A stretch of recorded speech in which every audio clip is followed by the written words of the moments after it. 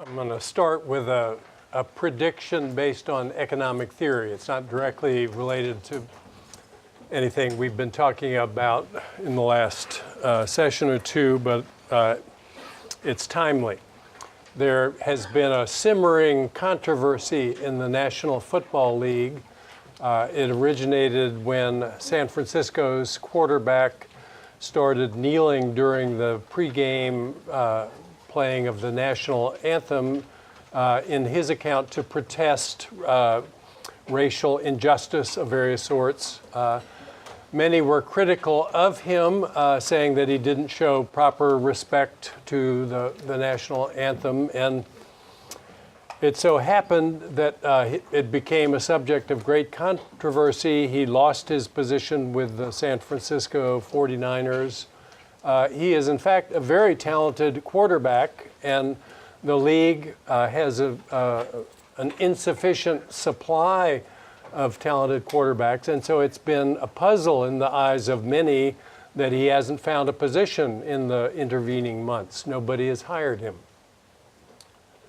The explanation, or one conjecture about the explanation, is that teams thought it would be controversial to hire him in view of his kneeling during the national anthem, and they didn't want to take on the public relations burden of dealing with whatever fallout might occur. That's all by way of background to my prediction.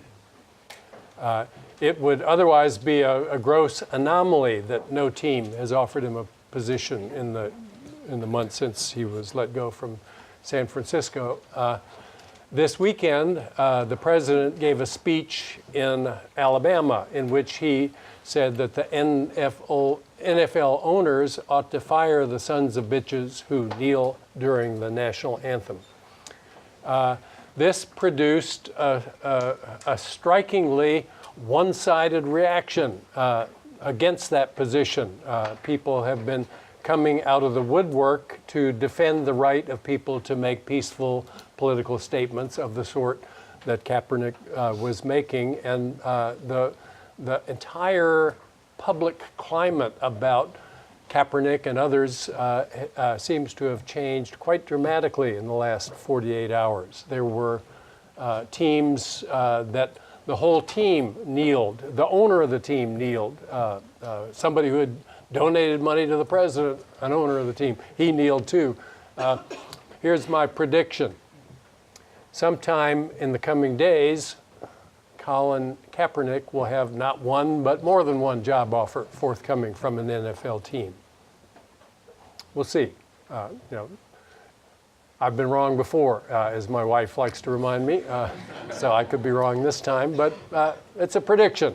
I think lots of teams wanted to hire him, but were afraid of the fallout they might encounter if they did. I think that fallout has to appear much less threatening in light of the events of the last 48 hours.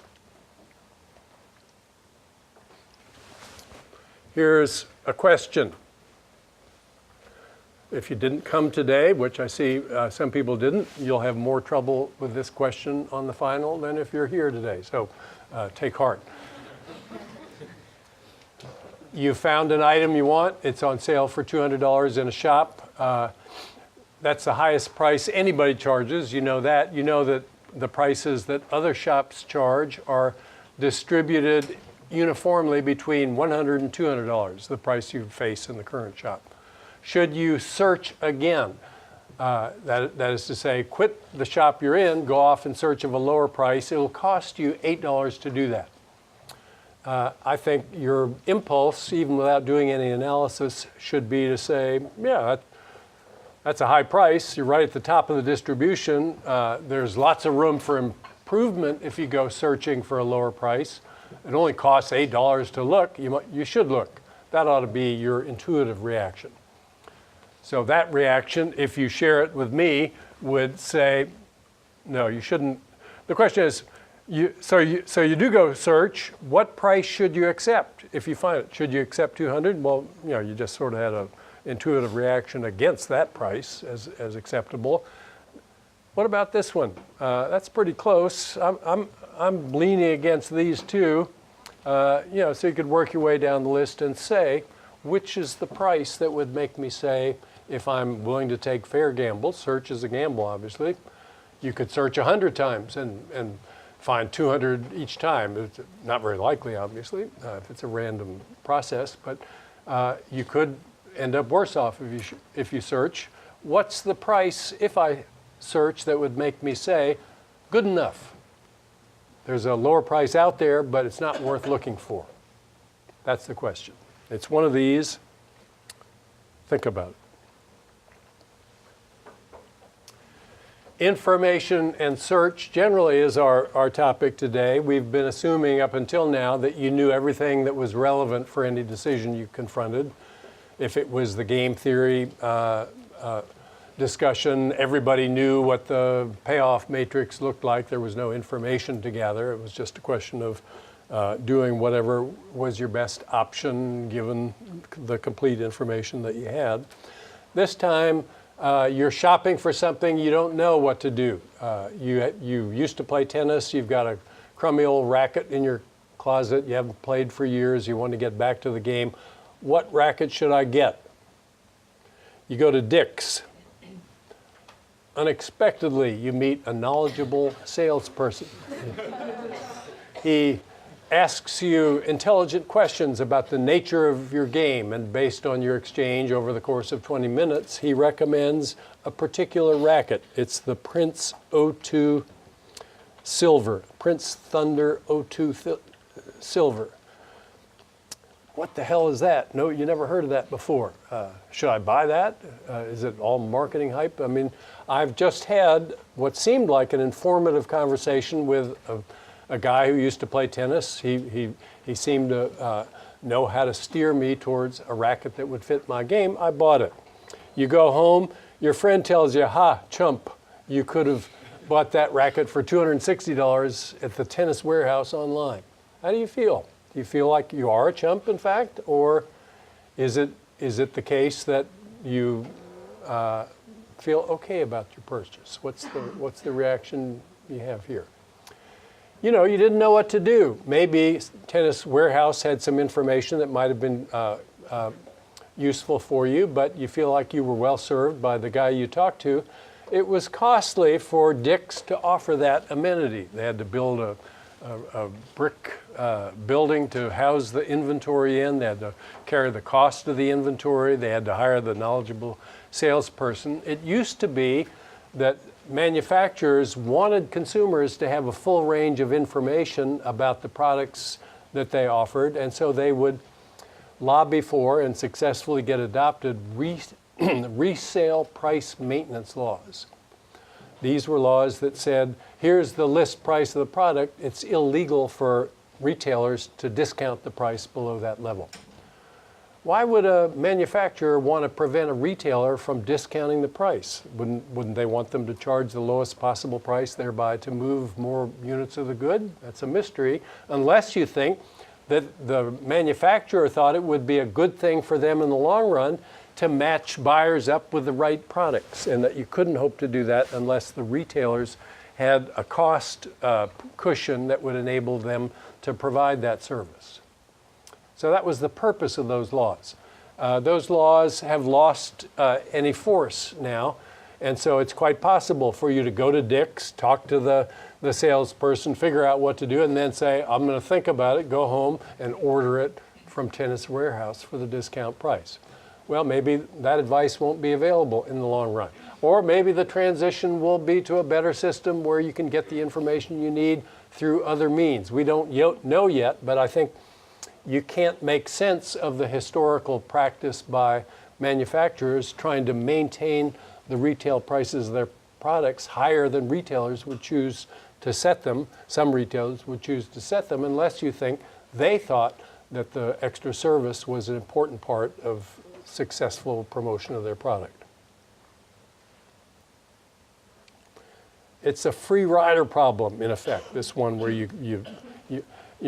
we've seen bookstore owners say people will come in, they'll browse the shelves, they'll look at the pictures in the books and then smile and say thank you, and then go home and order the book on Amazon. Well, that's a hard business to maintain if you can't cover the costs of and the fair trade laws were an attempt to help them do that. Information is something you need to acquire at cost. That means it's an economic decision that you confront. You've got to figure out how much to acquire, and the usual cost-benefit test, of course, applies. You should keep looking for information only up to a point. When the marginal benefit of information, which is in general a declining function of the amount you have, the first information you get, you didn't know anything, so you're going to be helped a lot by it. But as you become better and better informed, the value of additional information declines. Similarly, you pick the low-hanging fruit first. When you're looking for information, the cheapest stuff is the stuff you'll acquire. Then you work your way up the curve, getting more and more costly to acquire information. And in that process, I star is said to be the optimal amount of information to have. If you acquired more than that, you would be inefficiently well-informed.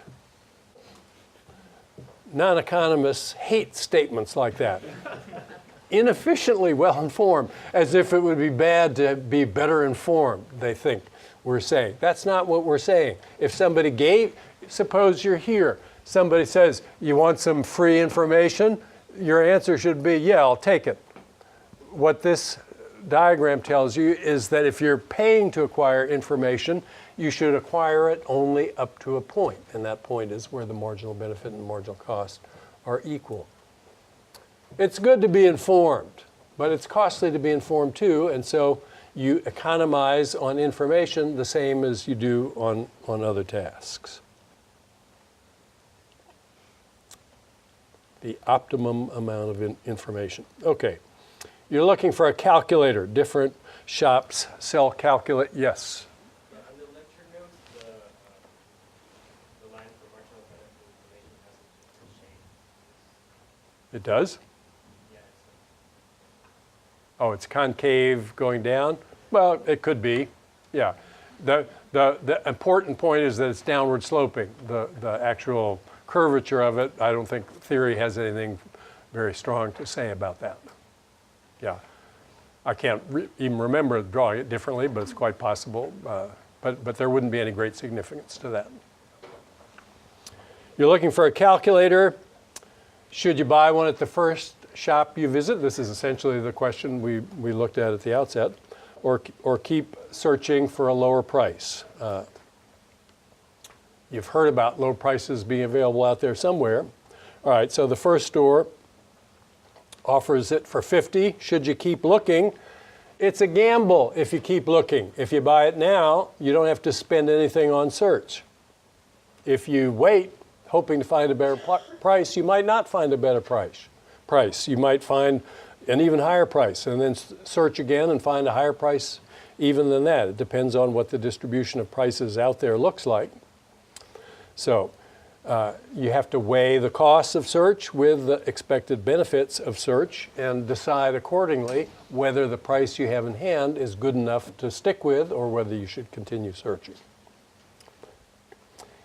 The standard approach to this problem contemplates that you will arrive at an acceptance price. An acceptance price.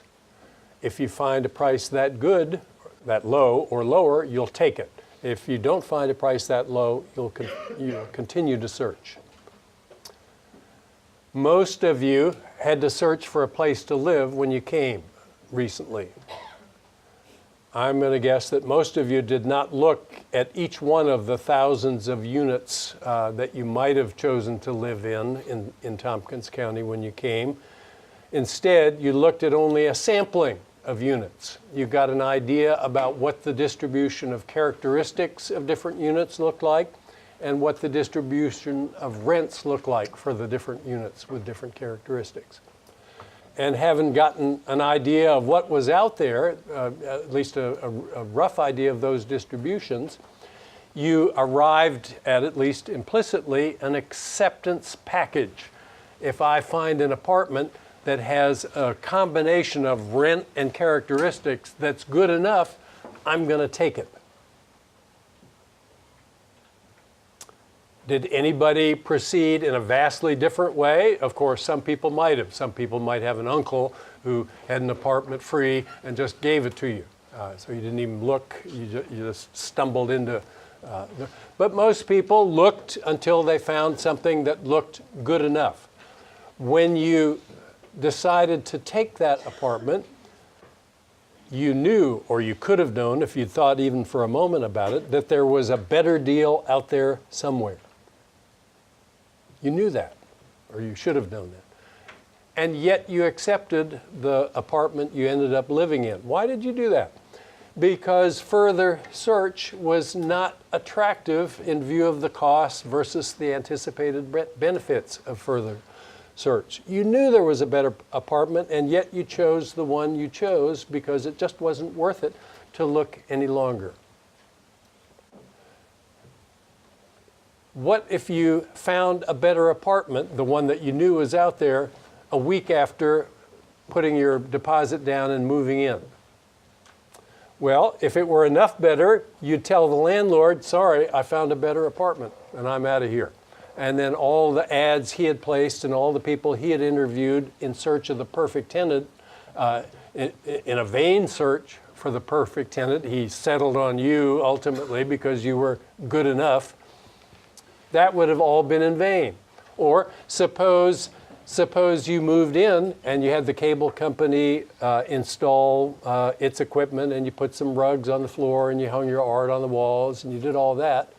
And then the landlord came and said, I hate to tell you this, but I met a better tenant at a party this weekend. You're going to have to leave by Monday.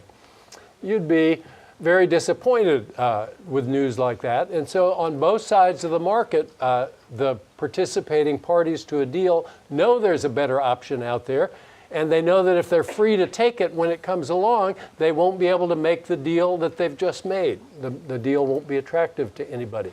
And so they try to commit people to the deal that they've decided to settle on, in this case with a lease.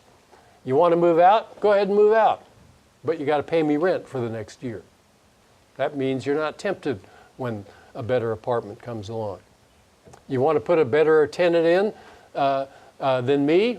Good, I'm glad you met somebody, but I got a lease in hand. I'll sue you if you do that. You can't do that. Search is a gamble.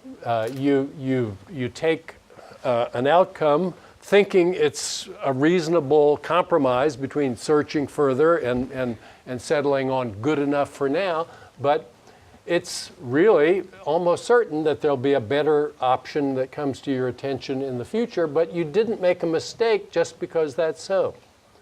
The alternative would have been to invest money in search that would have been better spent doing other things. Many of you, when you came, wanted a relationship. You didn't want just any old relationship. You wanted a relationship with someone good. And so you looked around. You went out with a few people you met who was in the vicinity, and you tried out a few people, and some of you said at some point, good enough. I'll take it. And you did that knowing that there was somebody objectively better out there. It's the exact same problem viewed in the analytics of the search model. Search is costly. To search forever would be futile because there will always be a better option out there. If you don't settle eventually, you're not going to get any benefit from the thing that you're searching for. But then what to do when the better thing comes along? That's the issue in the apartment. That's the issue in the apartment market. It's the issue in the relationship market too. We're going to come back to this point later in the hour.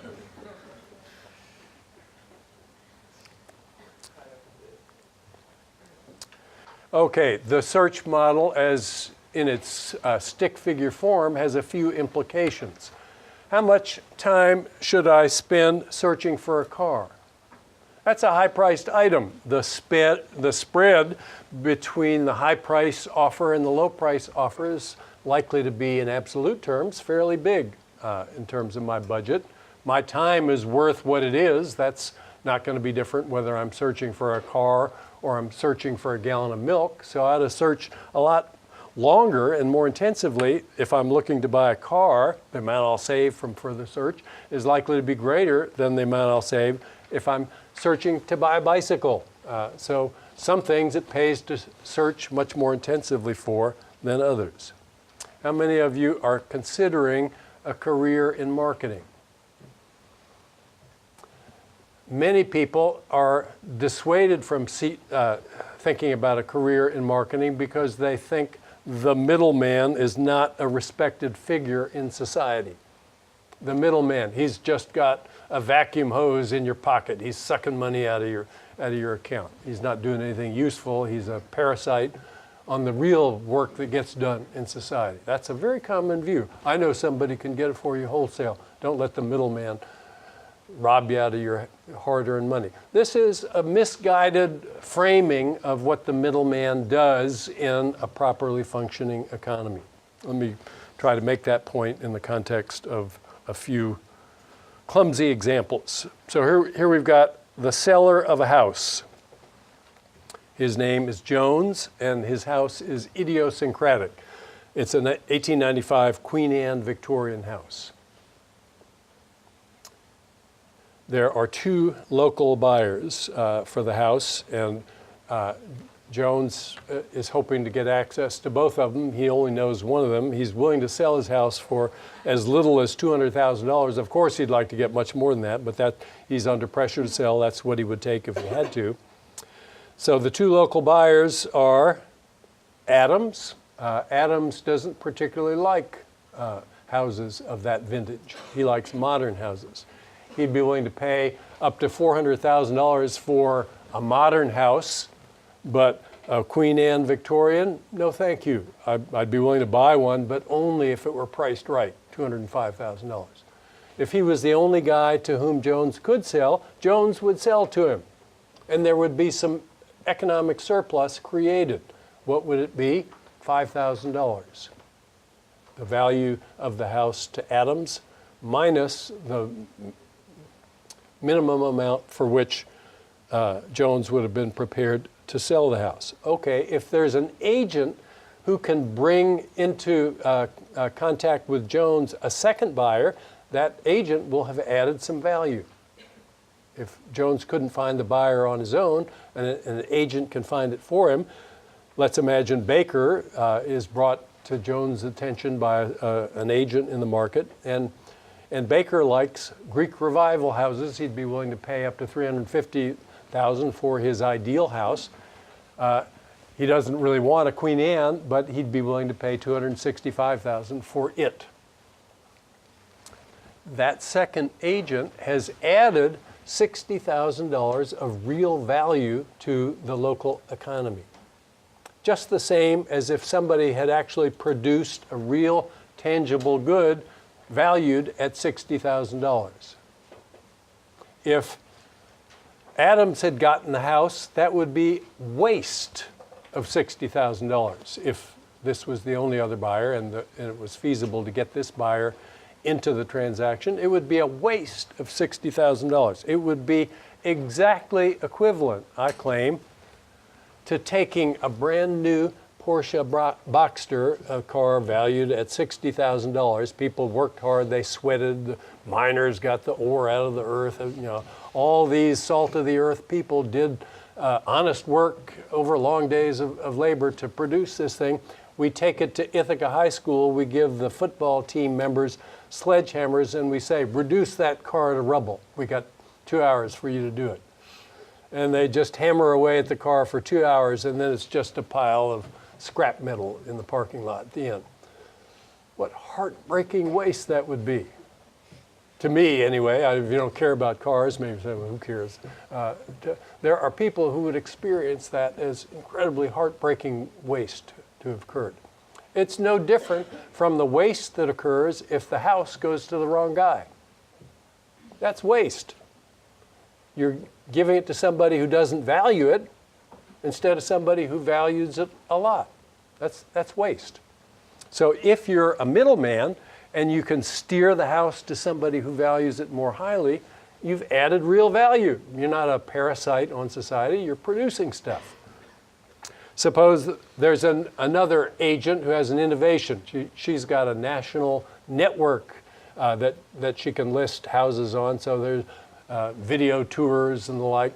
And so Cummings, who lives far away from Ithaca, gets on the website and sees, wow, there's a house just like the one I've always dreamed about owning.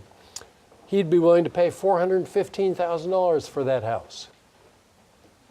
The agent, by bringing Cummings into the picture, has just added $150,000 of additional value compared to what we would have had if it had been Baker ending up with the house. That's real production. That's like somebody made one of these and put it out there. So go be a middleman if you want to, and hold your head up high. You don't need to worry about people saying you don't add value. They're uninformed if that's what they think. If you're doing your job as a middleman, you are adding value. That's my first professor I had in graduate school. His name is George Akerlof. These days, he's better known as Mr. Janet Yellen. He's the husband of Janet Yellen, who is the most famous economist in the world right now by virtue of being the chairman of the Fed, the U.S. central bank.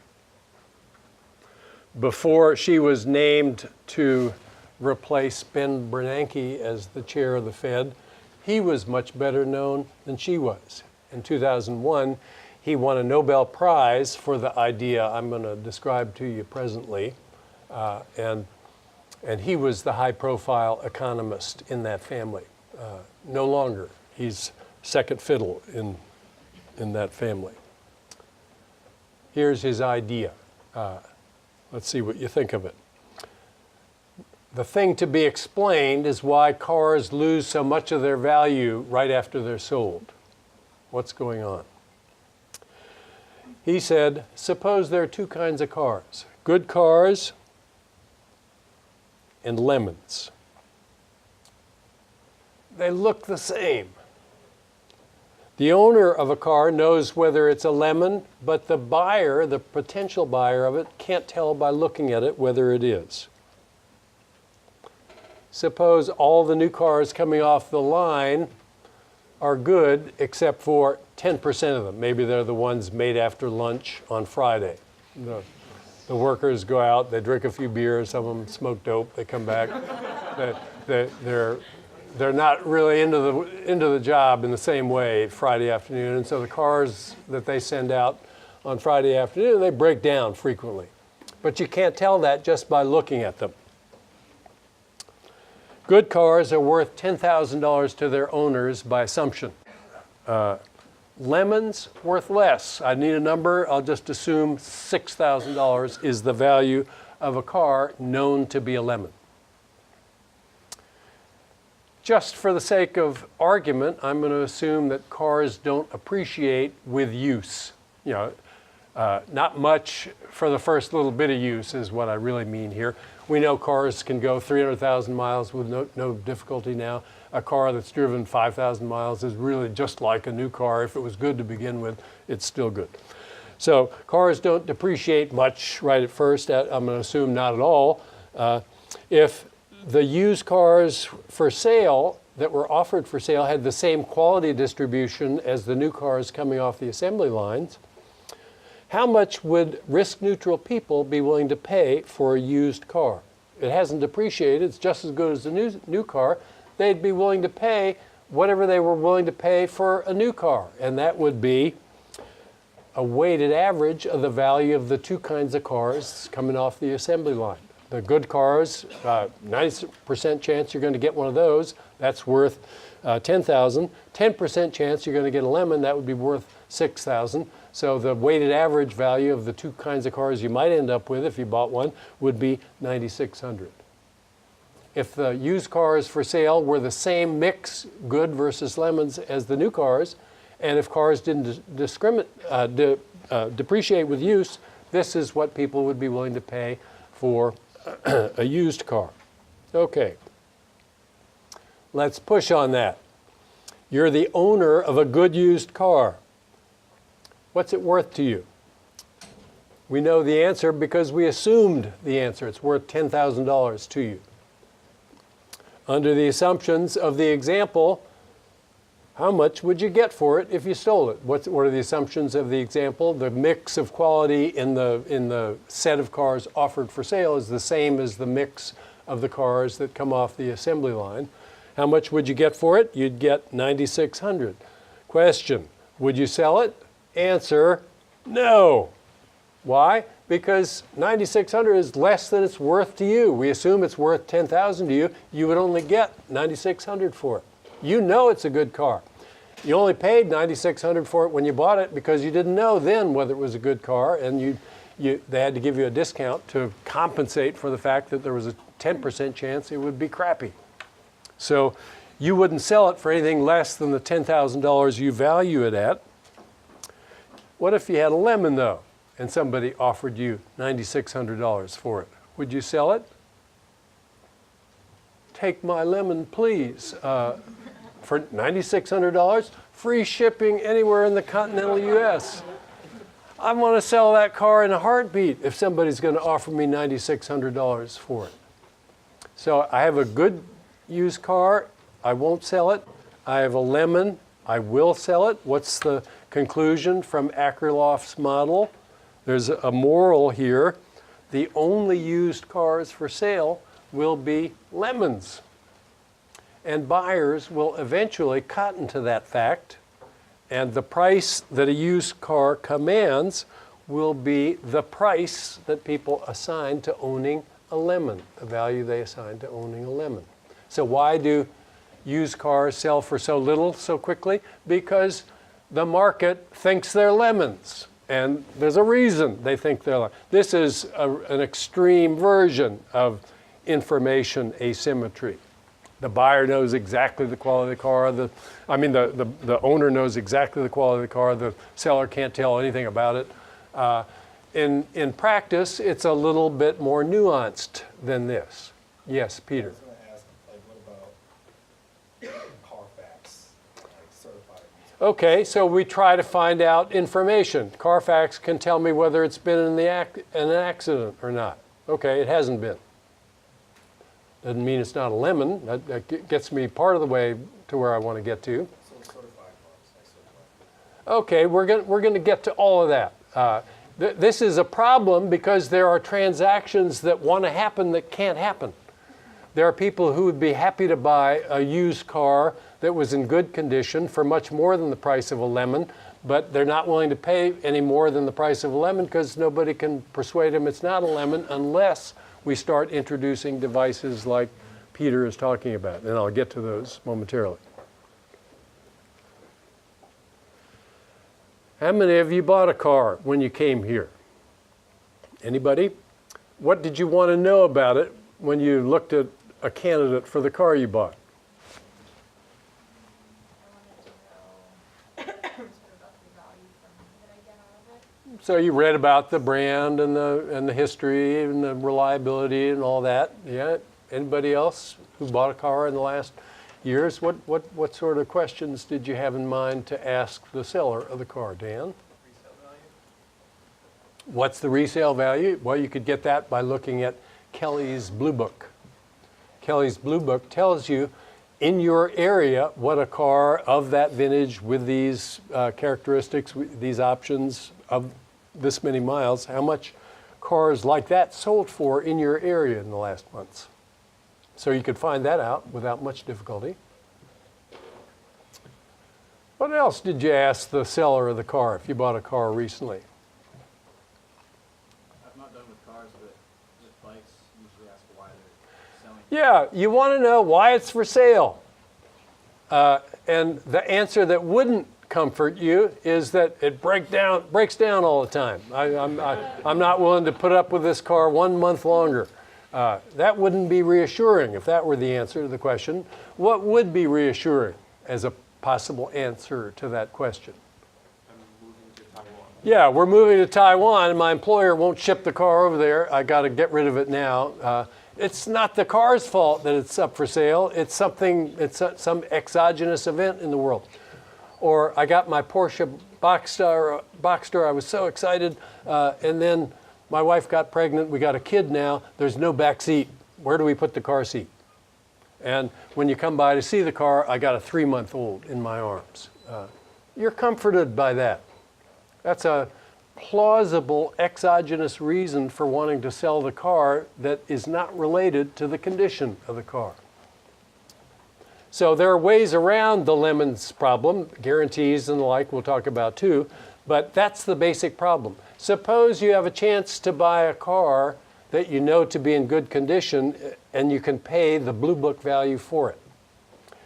Your aunt trades in her Honda Accord every 3 years, rain or shine. Good car or bad car, doesn't matter. It's 3 years old, I'm getting a new one. You happen to know that her car has served her well, this model she's about to trade in. If she will sell it to you for the Blue Book price, you ought to jump on that deal in a heartbeat. Why? Because the Blue Book price is the average transaction price for cars in your area that were sold, a disproportionate share of which will have been lemons of one kind or another. That price is depressed by the fact that the low quality of the used cars for sale is weighing down the amount buyers are willing to pay for used cars generally. If you know the car is not in bad condition, which you might have some inside way of knowing here in this example, a plausible inside piece of information, jump on it. If you offer the Blue Book price, she's making you a good deal by that. You're not giving away any money. You should jump on that. There are inferences you can make if you know about the lemons model. Let's suppose that there are two kinds of computers in the world. Reliable ones that function reliably, and ones that crash frequently. Let's suppose you can't tell the difference between the two. That's maybe a bit more heroic as an assumption. Suppose some fraction of the new computers is unreliable, defective. They come off the line that way. If you own a computer like that, you know it. It crashes on you often enough that you've experienced it. You know you have a bad one. Buyers can't tell, though, just by looking at it, whether it's in that category. You're risk neutral. You value well-functioning computers, ones that are not defective, at $2,000 each. And computers don't depreciate physically with use, just a simplifying assumption here. And new computers sell for $1,000. Used ones sell for $500. That's all the information I give you.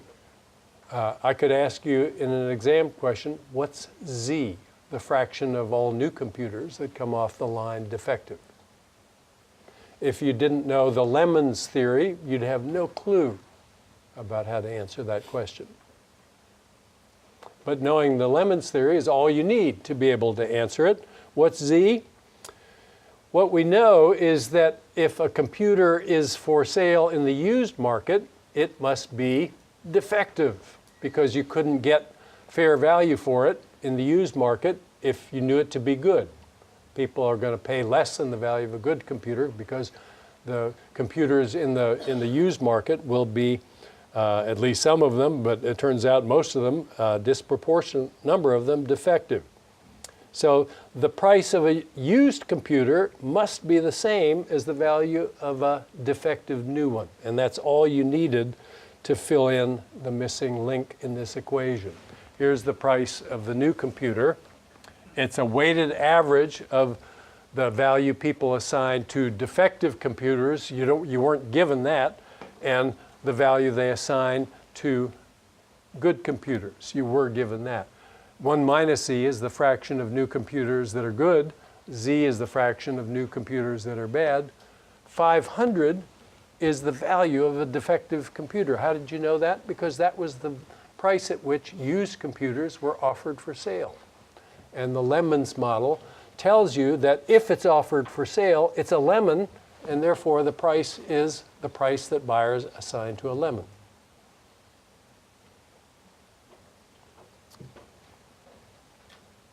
Could you do that? I think you could. Z is 2/3 in this example. Okay, I want to come back to the kinds of problems that are involved when people are trying to communicate information to people who would have an incentive to be skeptical of what they were being told. This comes under the rubric of communication between potential adversaries. My adversary is telling me something. I know he doesn't care about my interests, but still, maybe he knows something that if he could communicate it to me credibly, it would make both of us better off. If he's a seller and he has a good product for sale, I'm going to discount him just saying that it's a good product, but if he could communicate to me credibly that it was good, that would be in his interest to do and in my interest to hear that message. Are there ways that that can happen? Biologists have studied this question in interesting ways. Toads encounter one another when they both want the same mate. Here's a Bafo bufo. It's a male toad, wants to pair off with a female toad. There's another male toad that wants the same female. What animals normally do when two want the same resource is that they do a cost-benefit test that answers the question, is it in my interest to fight for the resource? And the answer is going to be, in general, if my rival is bigger than me, no. Keep searching for another resource. Because if I fight, I'm going to lose in all likelihood if I'm smaller, and then I'll sustain injuries and I won't even get the resource. So if I'm bigger, then be prepared to fight. I usually won't have to because my rival won't fight with me. The toads have a particular difficulty signaling their formidability to one another because they are nocturnal. Normally, animals can just look at each other and see who's bigger. But it's nighttime when the toads interact, they can't see one another. What do? They can't just say, I am big, trust me. That would be a not very credible remark. Everybody has an incentive to say that. What they do, in fact, is they croak. So, in effect, they do say, I am big. And the way you can say, I am big credibly is to emit a croak that is low on the pitch scale. Because the only way you can make a low croak, a low-pitched croak, is to have long, thick vocal cords. If you're not a big toad, long, thick vocal cords won't fit in your throat. So you can't make a low-pitched sound when you croak. So they croak. They each hear one another's croak, and the big one, the one who has the lower croak, gets the female. The other one goes looking for a female who might not be also courted by a male toad with a deep croak. That's the way it works. It's the same algorithm all animals use because it's an effective way to signal. Usually you can just look and get a credible estimate of how formidable your rival is. The dog's hair stands up on the ends of their back. The toads cheat too that way.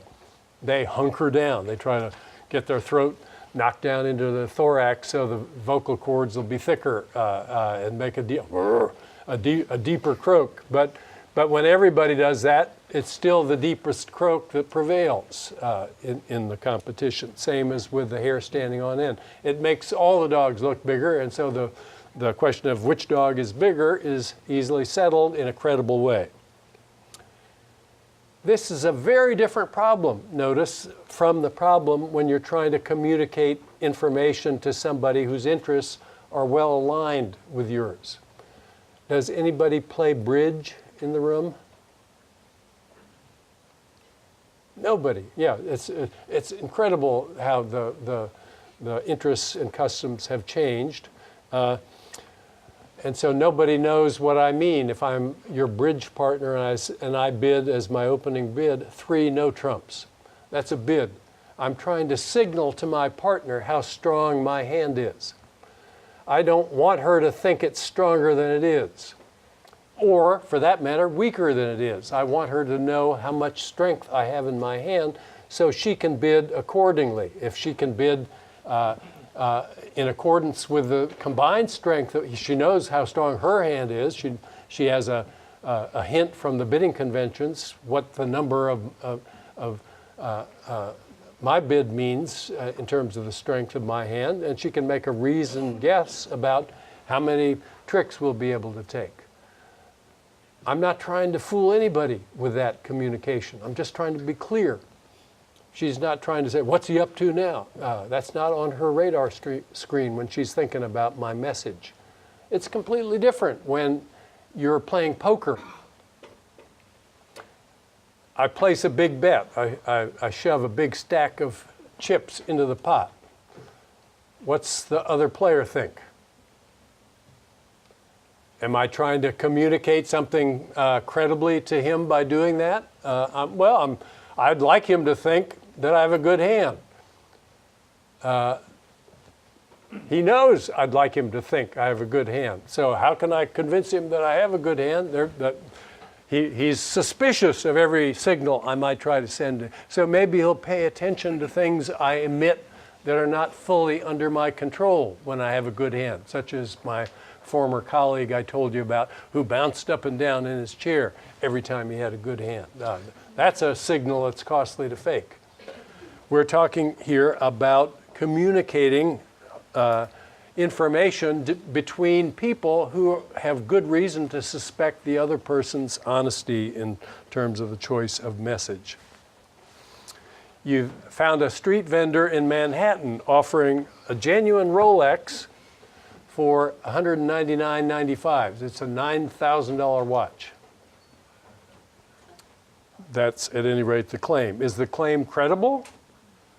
Well, compare it to the claim made by the merchant who's been in business in a small town in Maine for 150 years. They say, here's our semi-annual sale. You can get a Rolex from us for $7,000 for a limited time only.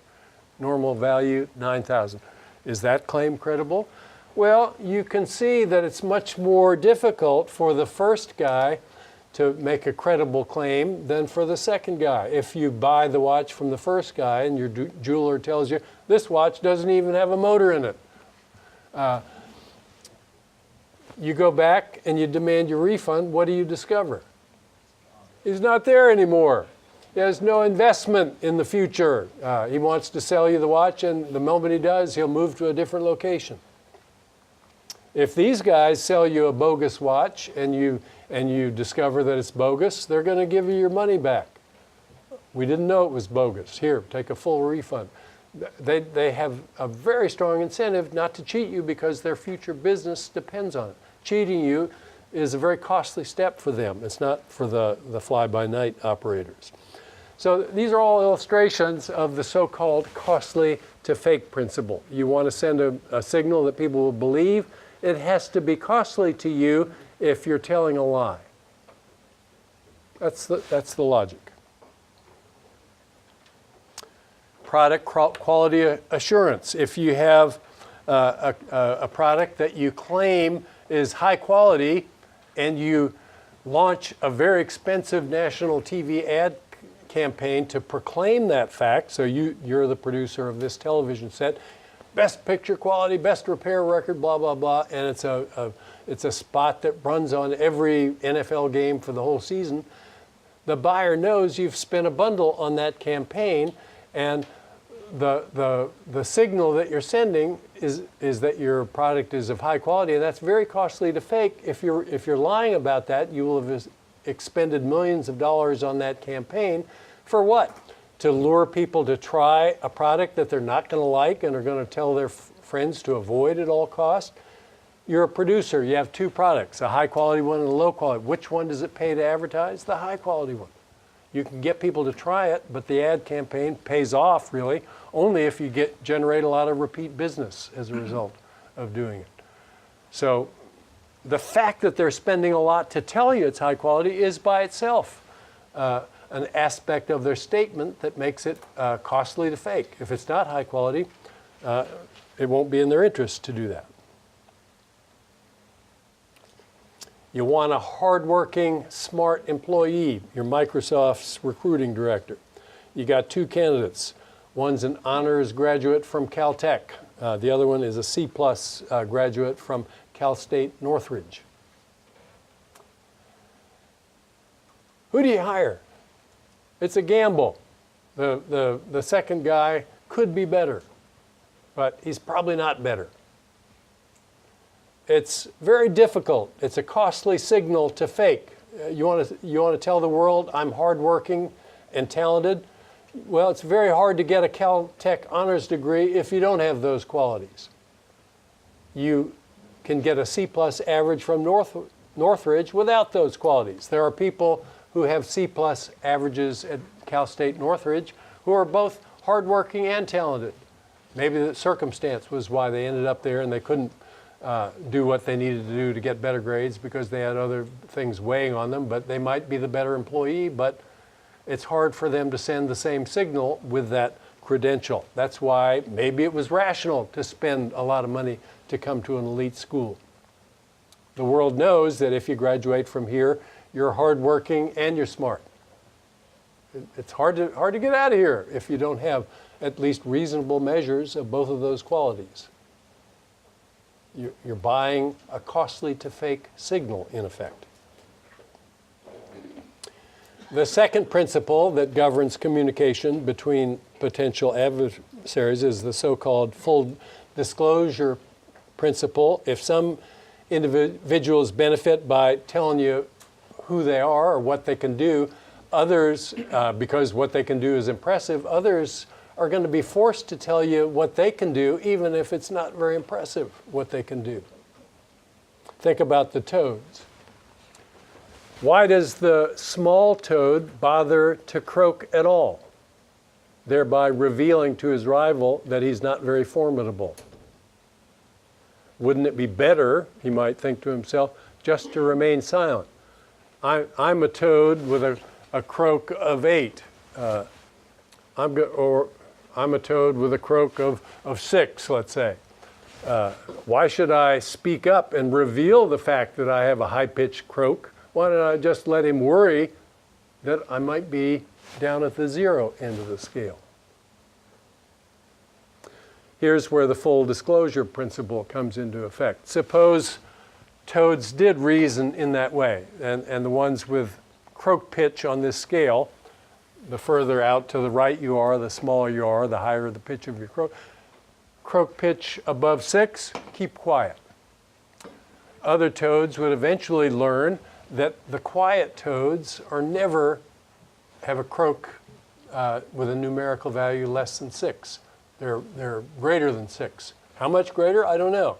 But if I know anything about the distribution of size, I know that they could be anywhere between 6 and 10, and if they're scattered uniformly along that line, I'll say on average they're 8. So you keep quiet, I know something about you by virtue of the very fact that you kept quiet. And on average, I'm going to peg you as being an 8 if the croaking threshold is 6. Think about the incentives that sets up for somebody whose croaking threshold or whose croak value is 6.1. He remains silent. His adversary mistakes him for an 8, and he's really almost a 6. So rather than be mistaken for being even less formidable than he is, it's in his interest to croak and reveal that he's a 6.1. And that's true for if the threshold is 6, any toad with a croak between 6 and 8 is going to want to speak up and avoid being mistaken for an even less formidable. But then the croak threshold has shifted to the right to 8. And now if you're silent, other toads will eventually learn that you're a 9 on average. And so these toads will start speaking out. And the only toad who can, in effect, afford to remain silent once the dust settles is the one whose pitch is exactly 10. So I'm silent. That means they think I'm a 10. Well, I am a 10. So what the hell difference does it make what they think? They're not going to underestimate me. They can't underestimate me. I'm the bottom of the barrel on this dimension. But anyone above that is going to be forced to speak out. That's the full disclosure principle. So think about the application of it. Does it work in the real world? There are limitations to it. It's a very powerful theory that gives you some intuition about what's going to happen in the world, but it's not exactly prescriptive about what happens in concrete setting. Suppose I say to you, I'm not going to reveal my taxes. What do you think? Well, if you think about the full disclosure principle, let's imagine that here are the people whose records are as squeaky clean as they possibly can be. Here are the people who've committed offenses so unspeakably bad that we can't imagine an offense any worse than that. Suppose people said they're not going to release their tax returns if the offense that those returns would reveal is any worse than 6 on that scale.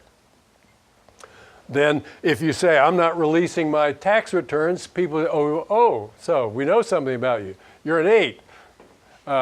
And that supposedly would give people who are a 6.1 an incentive to release their tax returns, and then the threshold for releasing would be 8, and so on all the way down. So if somebody didn't release his tax returns, that would be the worst possible thing we could imagine.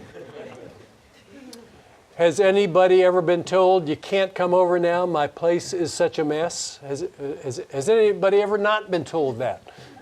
That's something I've heard many times. What does that mean? Does that mean that the apartment is the worst possible apartment scene you could imagine? It doesn't mean that. You see those apartments on TV once in a while. There's a hoarder. The newspapers are up to the ceiling. There are 50 cats peeing all over everything. That's the worst apartment we can imagine. And when somebody says you can't come over, my apartment's too messy, you don't conclude, oh, it must look like that. That's not what you conclude. So why do people say that then if this theory is right? Because the theory is wrong in at least some particulars. And here's what it takes to make it wrong. If actually seeing a messy apartment at, say, 6 on the scale affects you in a visceral way that merely imagining an apartment at 6 on the scale just can't affect you nearly as strongly, then people will say you can't come over even if their apartment is messy at the index level 6. Why? Because, yeah, you'll imagine a 6 level of messiness, and that will be, people don't want to reveal that about their apartment, but if you saw a 6, it would affect you more powerfully than merely imagining a 6. So what we know when somebody doesn't release his taxes is that there's something really bad in there. That's a valid inference. But is it the worst thing we can possibly imagine? Well, in most cases, it will not be. It would be rational for them to say, you can't see my taxes, even if it were merely horrible. Not the worst thing that you can imagine. Seeing it would have an effect that merely knowing it must be something doesn't have that same effect. Product warranties. You get your money back if the product doesn't work. Well, you can't offer that guarantee if the product really doesn't work. I got 20 mufflers replaced from Monroe Muffler Brake down on Route 13 when I had my old Saab 99. I think it was probably the Saab's fault, something in the emissions chemistry that didn't agree with mufflers generally. I needed a new muffler after only 1 year, and Monroe Muffler Brake said lifetime guarantee. I got 16 new mufflers from them. It's costly to offer a guarantee if the product doesn't merit the guarantee. It's got to be good enough, or you'll spend too much. It's a costly to fake principle, and the communications theory works in that case. Regulating the employment interview. They used to ask, are you planning to have kids? Why did they ask that? They were afraid they'll spend money hiring and train you, and then you'll leave if you have a kid. So if you say, no, I'm not going to have kids, I don't even want to get married, you're more likely to get hired than if you said, yeah, I'm thinking to have a kid next year. That was offensive to people for understandable reasons. What did we do? We enacted a federal law saying you can't ask a question like that. You can't ask a question like that. But that wasn't enough to prevent the full disclosure principle from rearing its ugly head. What if you had evidence that you weren't going to have kids next year? You could disclose that if it was going to be in your interest to do that.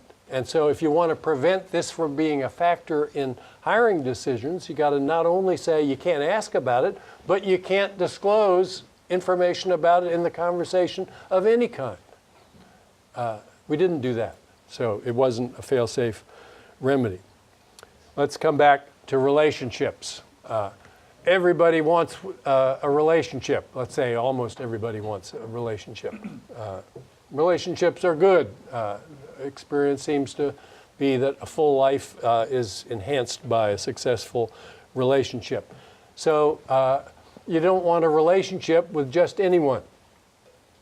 You want somebody who has certain qualities. Some qualities are quite easy to observe, others not so much. You don't want to marry somebody lazy and undisciplined. So what should you do? Ask, are you energetic and disciplined? People might say, yeah, I am. But that wouldn't be a credible signal of possession of those traits. It would have to be a costly to fake statement to that effect before it would command credibility. So you want somebody disciplined, you might limit your search to people who have run a marathon in under 3 hours. You can't do that unless you're disciplined. That's a costly to fake signal. People send signals by their posture toward the world. People who are described as coy are thought to be more attractive as partners than people who seem really eager. Why might that be? And so if it's advantageous to seem coy, why doesn't everyone just seem coy? The answer, apparently, is that those are presentations we send to the world that are costly to fake. If you have had a history of unsuccessful relationships, then you are apprehensive as you approach the prospect of exploring another one. You've been in 10 relationships so far in the last year. All of them have failed. Here's somebody who's expressed interest. It may be your last chance. It's going to be hard not to seem eager, not to communicate your eagerness. If you've had a history of successful relationships and somebody says, would you like to go out for coffee on Thursday? You might say, Thursday? No, can't do it Thursday. How about never? Does never work for you? That's the famous New Yorker cartoon.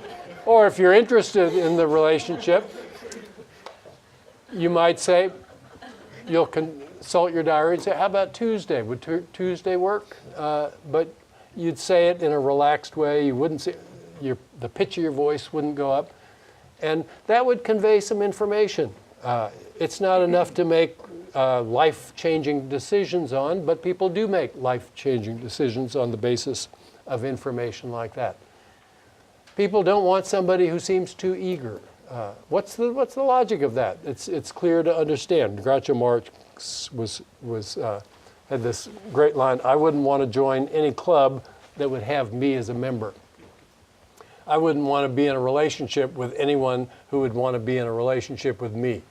You're not going to succeed if that's your posture toward the world, but it's not mysterious that something that edges in that direction manages to gain a foothold in the communication patterns between people. The rules of signaling also have meaning in the context of how people find partners. Back before the day when people worked 100 hours a week, if you if you joined a service to help you find partners, that was by itself a negative signal about how desirable you might be as a partner. If you were desirable as a partner, you'd have people lining up to want to go out with you. If you had nobody interested in you, you would join a service. And so just the fact of your membership in a service would be a negative signal to send to the world. That signal has grown much, much weaker, if it's still even present, because people now, many of them, work 100 hours a week. You can't meet anybody if you don't join a service. And so even if it's a negative signal, you have a chance that way. Otherwise, you have no chance. So you're prepared to send a negative signal. And because good people are prepared to send it, it's a less negative signal than it would have been in the recent past. So think about the things that people are looking for. You know, you're looking for a partner. Do you think that characteristics, objective characteristics, serve to predict who pairs off with whom? What would be your sense of that? So if you saw a whole room full of people, you could say, yeah, I think those two might end up together, and these two. Here's the model. It was vividly illustrated by a conversation that one of my former colleagues had with a close friend of his. A woman said to him, look, I'm not succeeding in my relationships. Can you give me some advice? I've talked to therapists. I've tried what they've said to no avail. Here's the problem. Every time I'm interested in a guy, he shows no interest at all in me. On the other hand, all the guys who are showing interest in me, I have absolutely no interest in. And it's been like that for years. I can't figure out how to get around this problem. And he said, permission to speak freely? And she said, sure.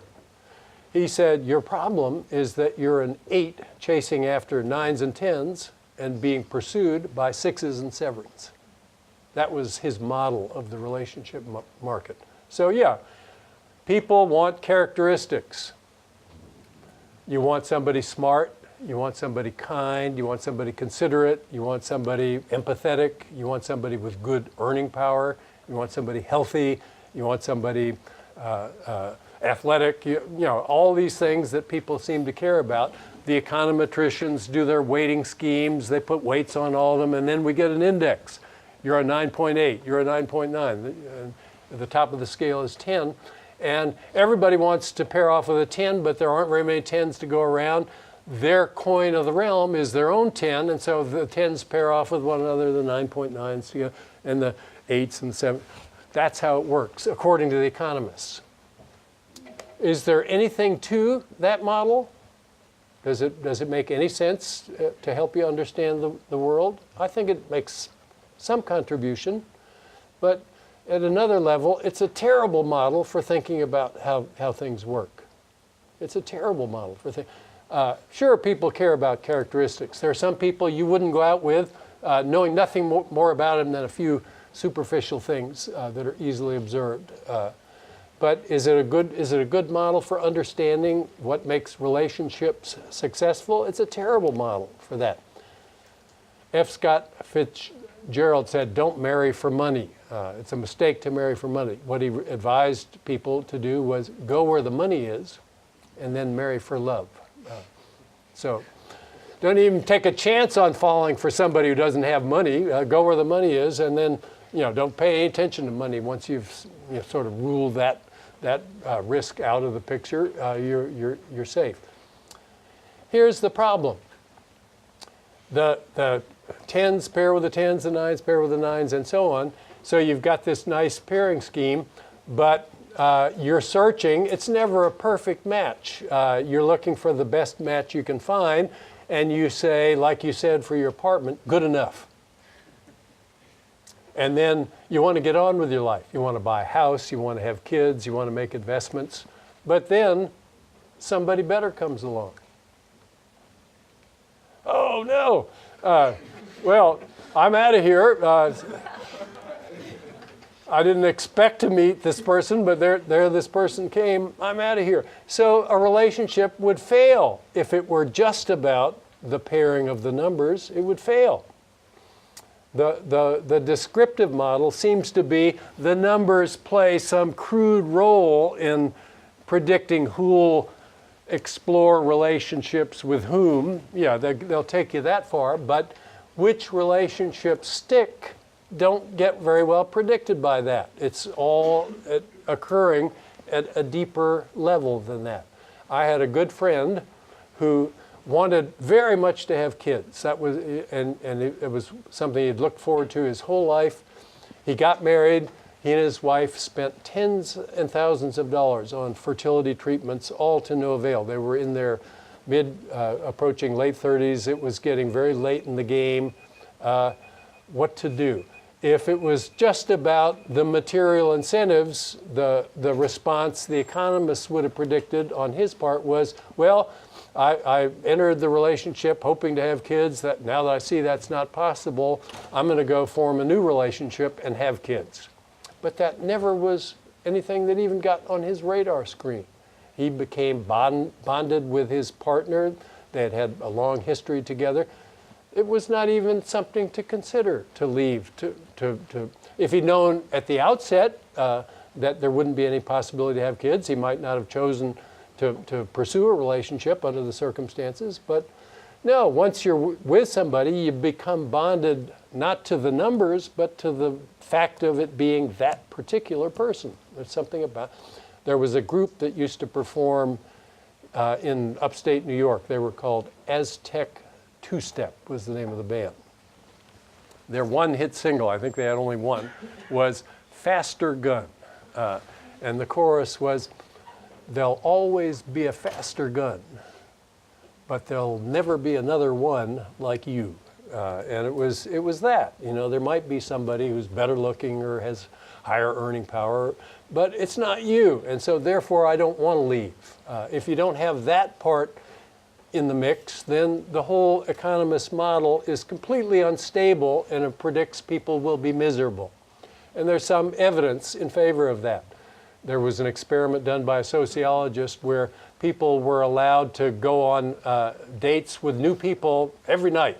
They had access to a matching program, and the people who were allowed to do that did go on dates with new people every night because the ones they went on a date with last night weren't good enough compared to the imagined person they would find with this easy matching program that they had. Others had to go on a date once a week with the same person for 6 weeks. Months later, they assessed the groups. The people in the first group were unhappy. The people and they hadn't paired off with anybody in most cases. The people in the second group were much happier, and many of them had paired off. They'd gotten to know someone. They'd discovered, hey, there's something here to make it worth hanging around for. So be skeptical of the narrow models. The narrow models tell you something, but they don't tell you everything. What's to be had from sizing someone up from external signals that are costly to fake? Well, the consumption domain has lots of interesting information. You've been accused of murder. You didn't do it. You need a lawyer to help defend you. You don't care about making friends with this lawyer. You just want somebody good. How can you find somebody good? You have two choices in my stylized example. They're identical in every informational respect that you have about them except for their consumption. One arrives at the courthouse every day in a threadbare suit, driving a beaten up old car. That's one lawyer. And the other one comes in a nicely tailored suit at the wheel of a BMW 7 Series. Which one are you going to hire? I'm hiring the second guy. Lawyers who are good are in high demand. They earn high incomes. They spend a lot naturally on the consumption goods they buy. The people who are, if you're trying to choose a good chemistry professor, that wouldn't be a good model. But you want to find a good lawyer, that's a pretty good first cut on who's good and who's not. Okay.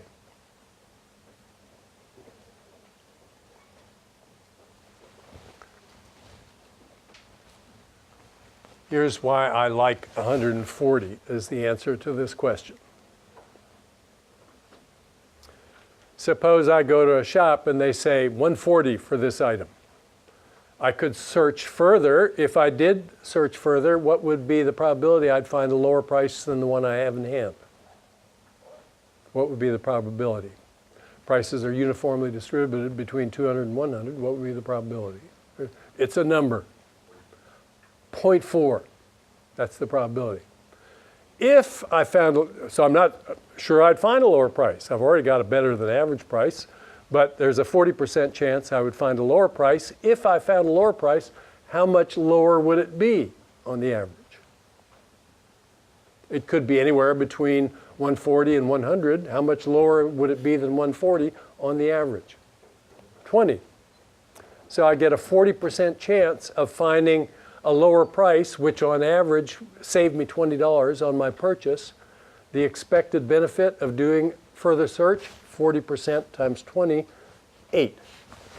That's the cost of search. That's exactly the point where I would say, all right, this is my acceptance price. If I find a price of 140, I should not search any further. I'm done. 175? No, I should keep searching. So you can work it out for each of those prices and see that it pays to search with the high prices. It doesn't pay for any of the lower ones.